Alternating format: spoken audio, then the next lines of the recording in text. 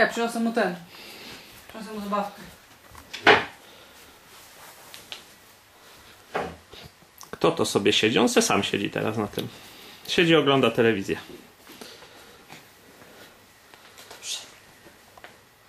Piesek? Piesek? Czekaj. Cieszysz się do pieska? To jest misia piesek, tak?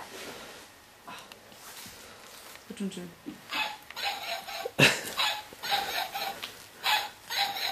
Takiego masz pieska? Pokażemy dziadkowi, jak się cieszysz? Opa, patrz, że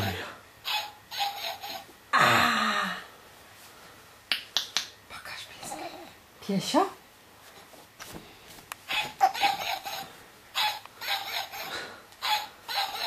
Tak lubisz pieska? A, twój piesio! Piesio!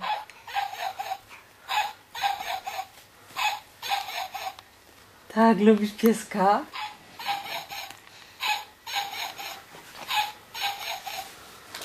Wezmę trochę. no, nie włączaj tego psa już. Co jest? Nie włączam, tego chcę go troszkę poucierać. O. Kiciuś. Kitku. Misia. No tak na dół patrzę, chciałam go... no co?